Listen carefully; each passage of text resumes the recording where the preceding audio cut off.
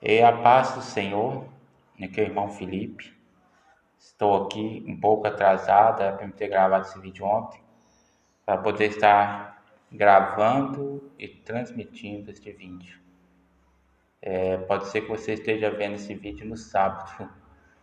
Era para me ter gravado na quinta-feira e transmitido na quinta-feira, mas estou gravando hoje na sexta-feira e é possível que ele venha a sair no sábado. Com a graça de Deus, ainda hoje, sexta-feira, saia. Minha internet minha não é daquelas. Ok. O que vamos falar hoje? Sequenciando nossa sequência de reflexões sobre o Sermão do Monte. E hoje nós vamos falar sobre juramento. É sabido que o cristão, crente em Jesus Cristo, não jura. Mas o que está por trás dessa orientação de Jesus no Sermão do Monte para que o cristão não jure? Vamos ler nosso texto base e prosseguiremos nessa reflexão. Mateus, capítulo 5, versículo 33 ao 37. Mateus, capítulo 5, versículos 36, 3 ao 37. Vocês também ouviram o que foi dito aos seus antepassados: não jure falsamente, mas cumpra os juramentos que você fez diante do Senhor. Mas eu lhes digo, não jurem de forma alguma, nem pelos céus, porque é o trono de Deus, nem pela terra, porque é o estrado de seus pés, nem por Jerusalém, porque é a cidade do grande rei, e não jurem pela sua cabeça, pois você não pode tornar branco ou preto nem um fio de cabelo. Seja o seu sim, sim, e o seu não, não. O que passar disso vem do maligno. Que o Senhor Jesus possa te orientar, Sobre isso, penso eu que está se referindo, essa observação de Jesus sobre juramento, está se referindo ao abuso que os judeus faziam na época sobre juramento. Eles tinham uma certa orientação, assim, uma regrinha sobre o que não jurar, sobre o que jurar, mas mesmo assim eles faziam muito juramento. Jesus falou, não jure, não precisam de jurar, é simplesmente você ter palavra, ser uma pessoa de palavra. Agora, Jesus, ele pega em alguns exemplos, que eram os exemplos baseados nas orientações que os mestres da lei davam para o povo. Esses exemplos eram exemplos que eles davam tentando fugir daquele erro do erro de usar o nome do Senhor em vão. Então eles orientavam, então você não ore, não jure por isso, porque é causa de Deus, não jure por causa daquilo, mas jure por isso aqui você pode jurar, mas Jesus falou que não importa, se eles jurarem, aí Jesus falou que, olha, se vocês juram pelos céus, mesmo que você não jure por Deus, mas está jurando pelo céu, Deus está lá, é o trono de Deus. Se você jura pela terra, você pensa, Deus também não está aqui, Deus está no céu. Não, o pé de Deus está aqui, aos estrados dos seus pés, nem por Jerusalém, se jura por Jerusalém, alguém pode dizer, você pode jurar por Jerusalém. Não, mas é a cidade do grande rei. Então não jura, mas eu vou jurar então por mim, pela minha cabeça. Aí Jesus falou, você tem poder sobre você para mudar alguma coisa de você? Você tem poder para mudar a cor do seu cabelo? Você tem poder para mudar a sua estatura? Em outra passagem, ainda no livro de Mateus, Jesus toca novamente nesse assunto. Em Mateus, capítulo 22, capítulo 23, a partir do versículo 16, Mateus capítulo 23, a partir do versículo 16, olha o que Jesus diz, ele volta e toca no mesmo assunto, mas com uma abordagem um pouco diferente. Ele diz, ai de vocês, guias cegos, pois dizem, Se alguém jurar pelo santuário, isso nada significa. Mas se alguém jurar pelo ouro do santuário, está obrigado por seu juramento. Ou seja, o que ele está querendo dizer? O peso, eles estavam querendo dizer que você jurar pelo santuário, sua palavra não tem peso. Mas a sua palavra tem mais peso, ela tem mais valia, e ou seja, se você jurar pelo ouro que está no templo, por quê? Porque aí você é obrigado realmente a cumprir aquilo. Então você tem um compromisso maior, é mais sério você jurar por isso do que jurar por aquilo. Aí Jesus falou, cegos insensatos, versículo 17. Que é mais importante, o ouro ou o santuário que santifica o ouro? Ou seja, Jesus ainda pegou eles num erro. Por quê? Porque, na verdade, o ouro só era tão importante por causa do santuário, por causa do local ao qual esse ouro era consagrado, que era o templo. Aí eles incorrem em outro erro, com uma declaração bem com sentido parecido. Versículo 18, vocês também dizem, se alguém jurar pelo altar, isso nada significa, mas se alguém jurar pela oferta que está sobre ele, está obrigado por juramento. Então, o que eles queriam dizer? Olha, se você jurar pelo altar, você pode pular fora. Se jurar pelo templo, você pode pular fora. Mas se você jurar pela oferta, você é obrigado a cumprir o seu juramento. Ou seja, eles estavam ensinando técnicas para as pessoas serem trapaceiras. Ou seja, você jura por isso aqui, que aí isso aqui não significa nada, não. Você pode jurar por isso, que aí não dá problema nenhum se você voltar atrás. Você pode dizer para mim, mas eu jurei pelo templo. Eu não jurei pelo ouro do templo. O ouro é mais valioso do que o templo. Não esquecem que o ouro só tem esse peso por causa da santificação que o templo lhe oferece. Da mesma forma, aí Jesus disse para eles, versículo 19, cegos, que é mais importante, o altar ou a oferta? A oferta ou o altar que a santifica? A oferta só se torna oferta porque é apresentada no altar. Ela só se torna importante porque o sacrifício é feito no altar. Ele não é feito no chão, ele não é feito na mesa, ele é feito no altar. O altar que é separado para adoração a Deus.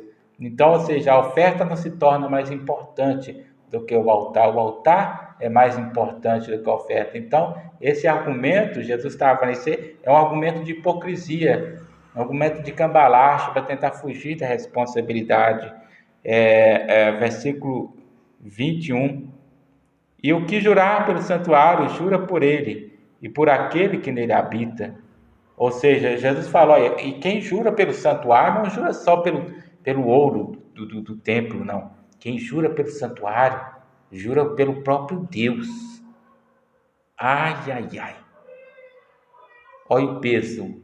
Eles queriam fugir, como eu disse, da responsabilidade de não cair no erro, de contradizer o mandamento que dizia que eles não poderiam usar o nome do Senhor em vão, mas aí eles caíram justamente nesse erro, quando eles menosprezavam o santuário, queriam usar de malandragem para poder jurar pelo santuário, para depois voltar atrás. Olha, e aquele que jurar pelos céus, jura pelo trono de Deus, e por aquele que nele se assenta. Ai de vocês, né? E aí, mas que juramento, que mandamento é esse? Como nós falamos, nós estamos falando sobre os ouvistes, essa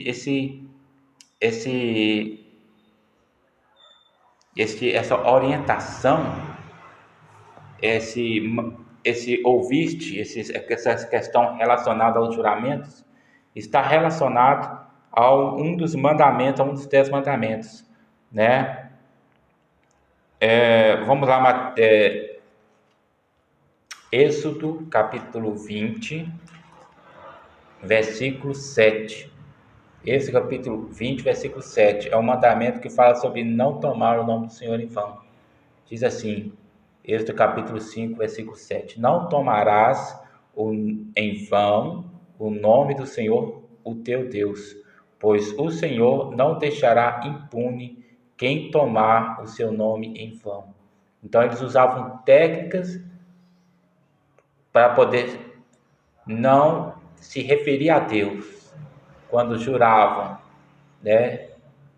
Mas ao mesmo tempo eles queriam também cometer o pecado de não terem compromisso com a sua palavra, dizer, jure pelo templo, não jure pela oferta, ou seja, mas eles cometiam dois erros, um erro de menosprezar o altar, ou menosprezar o templo, mas porque eles é que santificavam aquilo que existia neles, e ao mesmo tempo eles cometiam o erro de menosprezar que aquele local era o local da presença de Deus, que o santuário era o local da presença de Deus, assim como o céu era um local da presença de Deus. É o local da presença de Deus.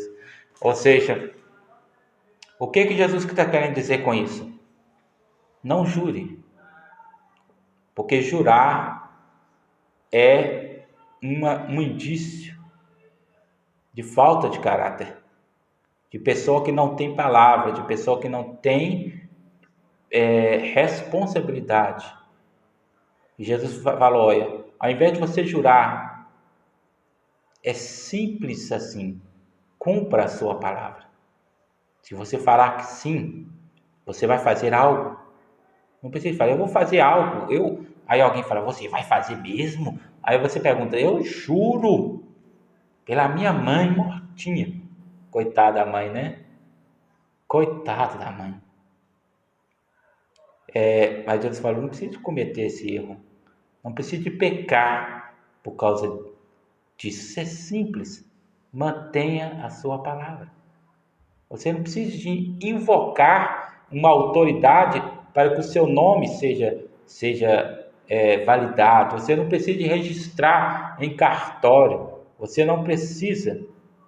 Você simplesmente precisa de ter palavra. Seja o seu sim, sim.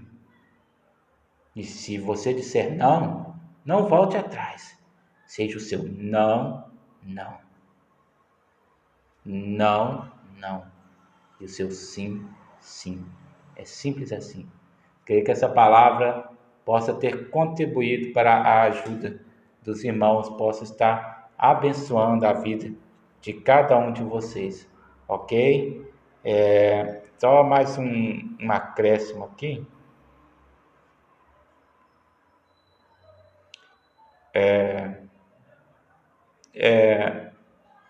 Ok? Vou ler aqui um comentário do irmão Muti, só para acrescentar o que eu já tenho falado.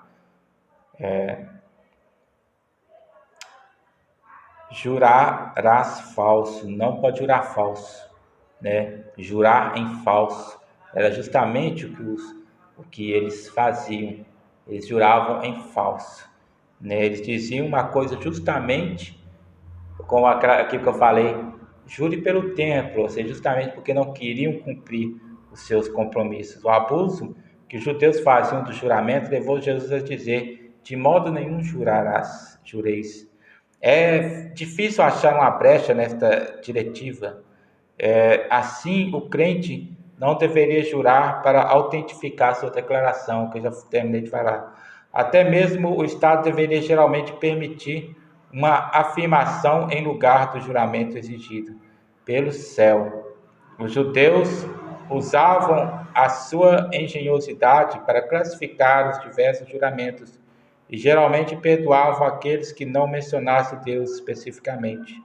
Jesus mostrou que tal raciocínio enganosamente sutil era falso, pois Deus continua implicado quando os homens invocam os céus ou a terra, ou Jerusalém, ou até quando se jura pela própria cabeça, está implicando aquele que tem o poder sobre a mesma. Ok? Seja, porém, o vosso falar sim, sim e não, não. Uma solene afirmação ou negação é o suficiente para o crente. O que passa disto Acrescenta Jesus, Jesus diz, é de procedência de Satanás. Acrescentando juramento às nossas declarações, ou admitimos que não se pode confiar em nossas palavras costumeiras, ou nos rebaixamos ao nível de um mundo mentiroso que vem do maligno. Ok? Fiquem na paz do Senhor Jesus. Eu creio que esta palavra está sendo uma bênção para a sua vida.